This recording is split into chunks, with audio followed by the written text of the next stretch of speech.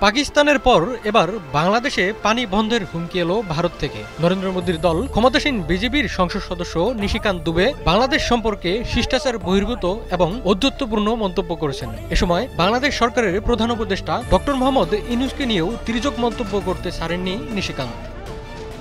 ১৯৯৬ সালে বাংলাদেশের সঙ্গে স্বাক্ষরিত গঙ্গা পানি চুক্তি বাতিলের দাবি জানান সংসদ সদস্য নিশিকান্ত। কংগ্রেস আমলে স্বাক্ষরিত ওই চুক্তিতে ত্রুটি রয়েছে দাবি করে নিশিকান্ত বলেন, গঙ্গা জল চুক্তির সিদ্ধান্ত ভুল ছিল। ১৯৯৬ সালে কংগ্রেস সরকার ভুল করেছিল। যেসব দেশের সঙ্গে সন্ত্রাসের সংযোগ রয়েছে তাদের কেন জল দেওয়া হবে?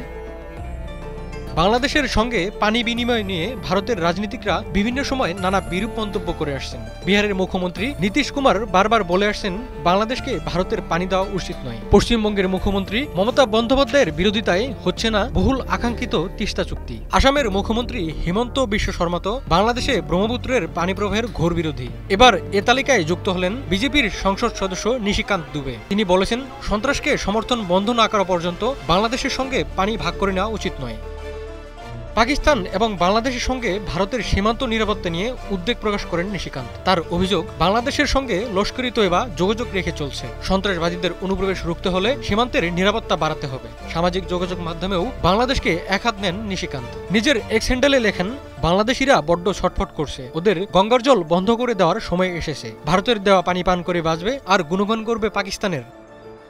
গত সপ্তাহে পেহেলগাম ঘটনার জেরে পাকিস্তানের সঙ্গে সিন্ধু পানি চুক্তি থেকে একতরফাভাবে বের হয়ে যাওয়ার ঘোষণা দেয় ভারত। শনিবার আকস্মিক ঝিলাম নদীর পানি ছেড়ে দিয়ে পাকিস্তানের কাশ্মীরকে ডোবাচ্ছেন নরেন্দ্র মোদী। প্রাকৃতিক সম্পদ পানিকে অস্ত্র হিসেবে ব্যবহার ভারতের নতুন ঘটনা নয়। চাণক্যের ভারতের পানি নিয়ে রাজনীতি একটি পুরনো প্রিয় কৌশল। এর আগে গত বছরের আগস্টে কোনো পূর্বাভাস ও সতর্কতা ছাড়াই ত্রিপুরার ডুমপুর বাঁধের বাংলাদেশমুখী গেট খুলে দিয়েছিল ভারত। ফলে আকস্মিক বন্যায় ডুবে যায় বাংলাদেশের ফেনী, নোয়াখালী, কুমিল্লা, খাগড়াছড়ি সহ ৮ জেলার এলাকা। ভয়াবহ বন্যার কবলে বিপর্যস্ত হয়ে পড়ে লাখ লাখ মানুষ। আন্তর্জাতিক নিয়ম নীতির তোয়াক্কা না করে ভারত নিজের খেয়াল খুশি মতো নদীর পানি নিয়ন্ত্রণ করায় দীর্ঘদিন ধরে ভুগছে বাংলাদেশ।